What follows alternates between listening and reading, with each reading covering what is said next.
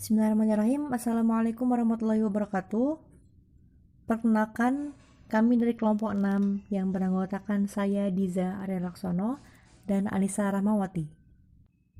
Pada kesempatan sore hari ini, kami akan mempresentasikan materi yang berjudul Reading and Comprehension yang terdiri dari text structure, text analysis, reading and assignment. Kemudian, materi yang pertama kali akan kita bahas adalah text structure. Sama halnya dengan bahasa Indonesia, dalam bahasa Inggris sendiri juga mempunyai beberapa jenis teks yang bergantung pada sudut pandang klarifikasinya. Secara general, untuk teks dengan bentuk esai, ada 5 jenis teks dalam bahasa Inggris yang paling umum.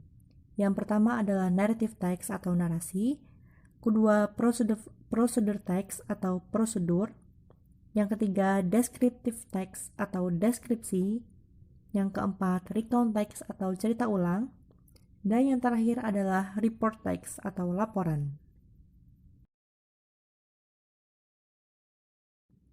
Narrative text. Narrative text yang dikenal juga sebagai teks narasi adalah jenis teks yang menceritakan tentang sesuatu yang biasanya bersifat menarik, imajinatif, atau hanya khayalan. Misalnya contoh, fabel, cerita rakyat, dongeng, legenda, dan masih banyak lagi. Kemudian, adapun ciri-ciri narrative text adalah pertama, menggunakan bentuk lampau atau past tense. Yang kedua, ada karakter atau tokoh tertentu dalam cerita.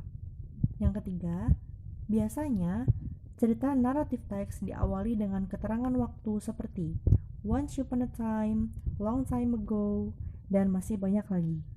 Kemudian, kata kerja yang menunjukkan aksi atau sering dikenal sebagai action verb. Kemudian, menggunakan kata hubung seperti after that, then, before, dan lain sebagainya. Dan yang terakhir adalah biasanya narrative text menggunakan kata sifat yang berbentuk noun phrase untuk menggambarkan tokoh. Narrative text memiliki 3 unsur utama yang harus ada dalam sebuah cerita narrative text. Yang pertama adalah orientation. Orientation merupakan paragraf awal yang berisi mengenai perkenalan tokoh yang terlibat dalam suatu kejadian dalam cerita.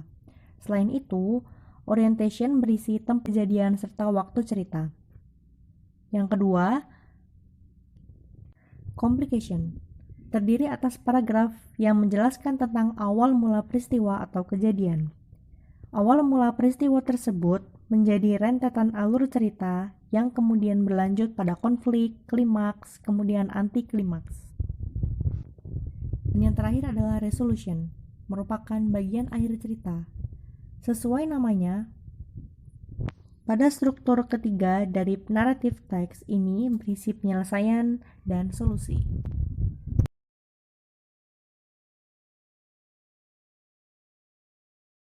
Kemudian, berikut adalah contoh potongan cerita dari narrative text.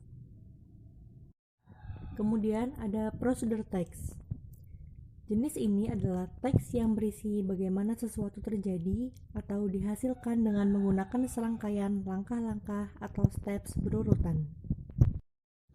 Adapun ciri-ciri procedure text adalah adanya tujuan yang dicapai, menggunakan simple present tense berbentuk imperatif, menggunakan action verb, menggunakan kata hubung temporal seperti first, second, dan seterusnya.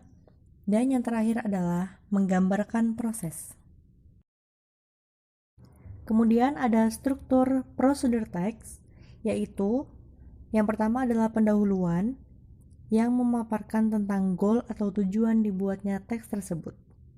Yang kedua adalah material atau menjelaskan tentang alat-alat dan bahan-bahan yang akan digunakan. Dan yang terakhir adalah steps atau langkah-langkah. Kemudian, berikut adalah contoh procedure text.